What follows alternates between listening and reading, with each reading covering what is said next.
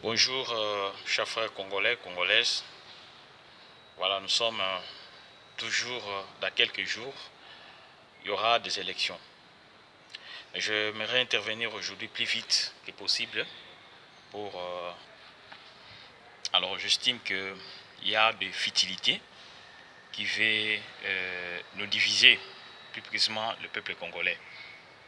Nous savons comment est-ce que Kabila est en train de faire des manœuvres pour combattre la voix du peuple qui est représentée par nos leaders de l'opposition.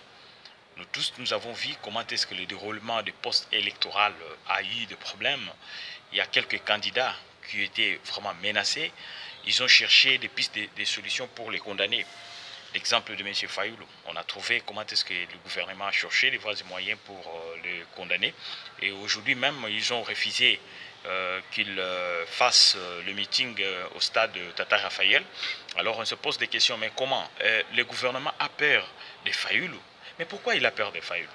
Parce qu'il voit que la population sont derrière lui et il y a plusieurs personnes rejetées dans ces gouvernements sont derrière lui. Donc à partir de M. Fayoulou, peut-être peut avoir une révolution.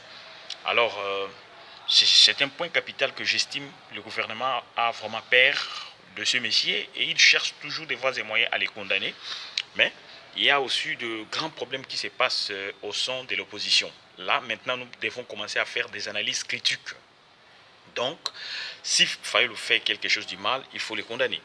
Si Félix Tshisekedi fait quelque chose de mal, il faut le condamner. Si le deux font quelque chose de bon, il faut le féliciter. Alors, j'estime, je devrais quand même expliquer d'abord au peuple congolais.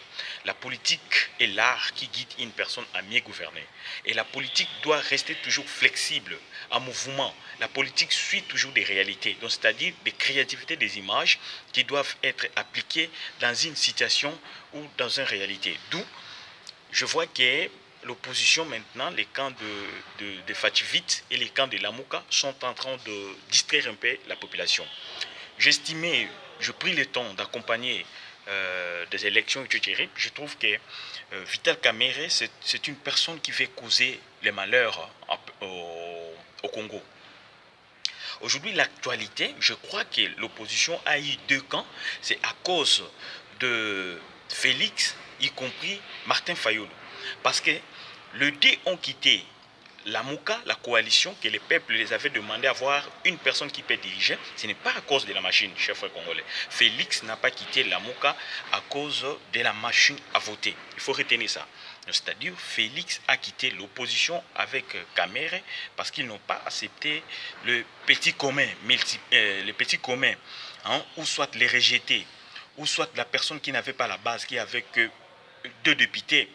Ils n'ont pas accepté que Fayoulou soit leur leader. C'est ça qui a provoqué que les deux gens quittent la Mouka pour provoquer cette crise qui se passe au sein de l'opposition. Mais chose drôle, d'abord j'avais condamné Fayoulou, pardon, j'avais condamné Félix d'avoir laissé Caméléon qui est Caméré, qui s'est fait opposant, mais la nuit il est toujours des FCC. Nous avons écouté comment est-ce que Caméré a poussé les gens, en fait, de comprendre que la Mouka, c'est quelque chose de tribalisme, l'air slogan, tribalisme. Mais quand on voit, Félix Tshisekedi avait eu des postes, des partages de postes au Genève. Caméré n'avait pas accepté parce que son ambition était d'être Premier ministre, or il y avait quelqu'un qui avait pris ça. Donc, c'est-à-dire des aventures qu'ils ont dit que la base, etc., ce n'est pas ça. Parce qu'ils n'avaient pas accepté Fayoulou. Et aujourd'hui, les mondes ont compris que non, voilà, les côtés de Gamere, on ne peut pas l'appuyer parce que c'est un semeur de désordre. Parce que les gens doivent comprendre qu'aujourd'hui, Gamere est avec Félix. Pourquoi en 2011, Gamere n'avait pas accepté son père Tshisekedi? Alors, quand on rentre encore au Genève, quand ils ont fait des votes, pourquoi Kamere n'avait pas voté Félix Tshisekedi? Donc, ils ont fait les rencontres en Nairobi, rien que pour partager des postes, et ce n'est pas pour la population. Donc, je vous dis, peuple congolais, de ne pas tomber dans des distractions que M. Félix et M. Fayoulou sont en train de faire. Hein. Parce que moi, je dis que notre problème c'est au-delà de leurs ambitions. Notre problème, c'est pour la République démocratique du Congo, des millions de peuples congolais qui ne travaillent pas. Nous avons besoin que ces gens commencent à travailler. On n'a pas besoin que Fayoulou soit président, on n'a pas besoin que Kamere soit président. Nous avons besoin d'un leader qui peut changer notre pays. Alors, je rentre, j'ai écouté M. Félix, il a fait première conférence de presse quand il a critiqué Fayoulou en face à face. Nous avons vu quand on a brûlé la machine à voter, M. Félix s'est permis de dire qu'il doute que l'opposition a fait ça, mais il conseille M. Fayoulou, avec leurs propos, de brûler des machines à voter. Ça, c'est une accusation indirecte. Et qu'est-ce qui est arrivé? Nous avons vu M. Donc c'est là, j'estime que M. Félix avait vendu son frère indirectement. Qu'est-ce qui est arrivé? Nous avons vu, la mère Mende a pris la parole de Félix. Il a dit que voilà, la personne, l'auteur qui a brûlé cette machine, c'est qui? C'est Fayoulou. Ils ont cherché des voies et moyens pour l'accuser. Grâce à Dieu, l'opinion internationale a dit qu'il ne faut plus oser.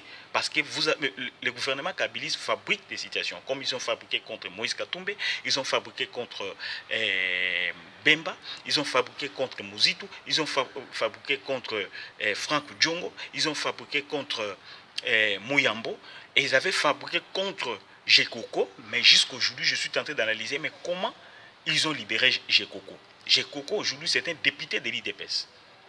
Il avait les problèmes au pays. Donc, c'est-à-dire, avec la loi électorale, Jekoko ne devrait pas être légal pour qu'il soit député national. Quels sont les accords qu'ils ont signés?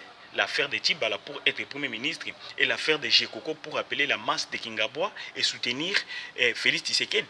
Ça, ce sont des analyses que les gens doivent se poser. Je ne suis pas contre ça, mais je rentre au principe de la situation. Donc, c'est-à-dire, Félix Tshisekedi, quand il a utilisé ces mots, de conseiller Martin Fayoulou, c'est une accusation indirecte. Et le gouvernement a pris ça contre Martin Fayoulou, grâce à Dieu. Il y a eu beaucoup de gens qui se sont intervenir pour ne pas laisser ces fléaux contre en fait la Mouka. Deuxième chose, grande erreur que Félix est en train de dire, il condamne en face dans des meetings Martin Fayoulou qu'il avait refusé la machine à voter aujourd'hui, il a accepté, voilà, nous sommes des corrompus. J'ai trouvé ça c'est manque de leadership. Parce que quand vous luttez, moi j'avais fait dans des émissions passées, j'avais dit qu'il peut aller d'une façon dispersée, mais il se marie dans une décision. Je devrais expliquer un peu l'idée de Félix. Félix avait accepté la machine à voter ou sans machine à voter. Mais quand on vous pose, tu es noir ou tu es blanc, qu'est-ce que tu dois dire? Je suis noir. C'est-à-dire, il faut choisir. Donc lui aussi, Félix n'avait pas une position déterminée. Parce qu'il disait avec ou sans machine. Ce n'est pas une décision. Alors, quand Félix avait accepté la machine à voter, donc c'est-à-dire, il avait accepté le vote électronique. Parce que machine à voter, c'est vote électronique. Qu'est-ce qu'il dira au peuple? Alors, quand il accepte la machine à voter, ces derniers temps, nous avons vu même le secrétaire général de l'IDPS, il a accepté la machine. Mais ça, c'est accepter la machine électronique qui est hors constitutionnelle. On va dire bravo à Félix parce qu'il avait accepté la machine. Ce n'est pas ça. Or, la Mouka, je ne suis pas pour la Mouka, mais je dis la vérité. La population n'a pas voulu cette machine à voter. Parce que ce sont des tricheries. Mais aujourd'hui, la Mouka vient de nous dire qu'ils vont aux élections, mais avec la machine comme imprimante. Donc, c'est-à-dire que cette machine sera rien qu'imprimante. Des élections sera manuelles. Donc, on va utiliser des bulletins de vote qui seront là. Or, l'idée de CENI, ce n'était pas des bulletins de vote. L'idée de CENI, c'était la proclamation électronique. Mais aujourd'hui, CENI a changé sa vision à cause des pressions du peuple congolais. Mais quand même, il faut dire bravo au leader qui a sensibilisé les gens pour dire que nous n'accepterons pas de publication électronique. Mais quand Félix avait accepté avec facilité, donc c'est-à-dire le gouvernement devrait faire avec facilité. Donc, il faut lutter pour la République démocratique du Congo. Aujourd'hui, Félix est en train de condamner, en fait, M. Fayulu. Oh, voilà, et Fayulu a suivi mes idées. Mais quand même, chers frères congolais, soyons des rationnels, des nationalistes. Félix n'a pas quitté la Mouka parce que les autres avaient appuyé la machine. Je répète, Félix a quitté la Mouka parce qu'il n'a pas voulu que autre personne soit son leader. Point barre. Donc il ne peut pas prendre des distractions pour diviser des peuples. Et en fait, on va arriver le 24, s'il y aura des élections. Pour moi, je dis que ce n'est pas des élections, c'est la nomination de Shadari. Quand on va nominer Shadari, comment on peut lutter contre Shadari? Il faudra que la population soit unie. Mais si nous ne sommes pas unis, on arrivera le 24, les gens de l'IDPS disent que non, nous, on ne peut pas sortir pour combattre Shadari parce que Fayulu nous a causé du tort. On arrive le 24, le 25, les gens de Fayulu disent que non, on va sortir à la rue, mais on condamne l'IDPS. C'est-à-dire la population sera divisée et Kabila doit gagner. Ce n'est plus le temps de division, mes chers. Je sais bien que Félix et Vital, ils ont commis l'erreur. Ce sont eux qui sont à la base de cette actualité de division de l'opposition, d'où ils doivent fermer leur bouche et conscientiser leur peuple d'aller aux élections qu'ils ont voulu. Et par après, on va voir la nomination de Shadari le 25 ou le 26 et tous peuvent être unis pour faire partir Kabila. Donc, à bon entendeur, peuple congolais, ne se donnez pas pour des distractions de Félix Tshisekedi. Je dis bien, je cite, parce que ce sont des analyses critiques. Ne suivez pas des distractions de Félix Tshisekedi. Parce qu'il n'est pas l'auteur de la machine imprimante. Il est l'auteur de la machine à voter, élection électronique. Donc, il n'était pas pour les élections manuelles. Un leader ne peut pas accepter quelque chose avec la facilité comme il est en train de faire. Ça, c'est faciliter la tâche du gouvernement. Un leader doit être ferme avec ses ambitions. Et souvenez-vous, Madame Eve Bazaïd avait dit que non, on peut pressionner ces gouvernements jusqu'à la fin. À la fin, on peut adopter une solution. C'est ça la solution. Maintenant, la Mouka ont trouvé que non, allons-y avec machine à voter parce que ces gens sont en train de chercher des problèmes pour nous attaquer et on arrête Martin Fayulu pour perturber en fait le processus électoral. Ils ont changé la politique et pour cela je dis que la flexibilité de la politique. La politique est toujours en mouvement. Et maintenant, aujourd'hui, FCC a un problème. FCC ne voit plus qu'est-ce qu'il doit faire. Parce que le sondage est fait, on a trouvé que s'il y a des élections crédibles, soit Fayulu sera le président ou soit Félix sera le président. C'est-à-dire l'hypothèse de FCC est déjà écartée. Mais je dis et je répète, en travaillant, peuple congolais, ne tombons pas dans des distractions de nos leaders. Il y a des leaders qui sont... Je ne sais pas si au service des peuples, si au service de leur base, si au service des FCC. Ça, je dis. Parce que je n'ai jamais vu Fayulu en train de condamner Félix en plein air.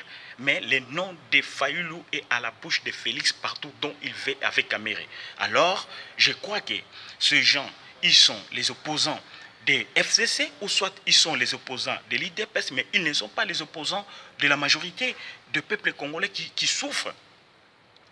Les Congo, mes chers frères, ce n'est pas un royaume. Que si le père meurt, il faudra que le fils entre. Nous avons eu l'expérience avec Joseph Kabila. Son père est mort et tout le monde dit que non, donnez le pouvoir à son fils. Et voici les citations que nous sommes en train de faire. Les Congo, c'est le patrimoine de tous les Congolais. Toi, moi et toi, on peut gouverner cette nation. Les Congo, ce n'est pas le patrimoine d'une personne parce qu'il avait fondé en fait le parti politique. Je vous avais bien expliqué qu'avec la base, on ne peut pas voter un président parce que nous avons 85 millions. Si on pose aujourd'hui à nos frères de l'IDPS, dites-nous, vous avez combien de peuples? La base, vous avez combien de membres sympathisants? Ils n'ont pas même 2 millions. Alors, avec 2 millions, ils peuvent voter un président? Non. Et pour cela, je dis que ce qui compte, c'est la base électorale, mes chers.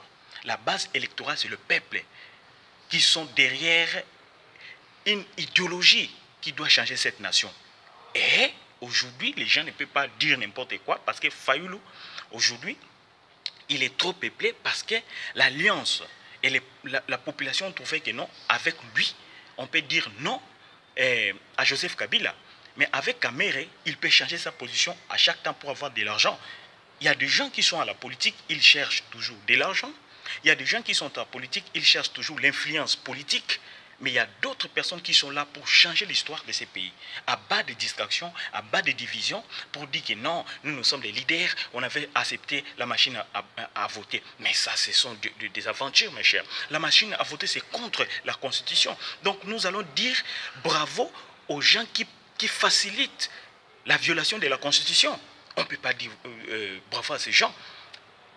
Au contraire, les gens doivent les condamner. Donc pour conclure, mes chers, l'heure est grave. Évitons des distractions, évitons de fanatisme, courons derrière le changement de ces pays. Si nous ratons le 23, on n'applique pas l'article 64 dans son alinéa 1. Il faut attendre que l'FCC doit demeurer au pouvoir plus de 50 ans.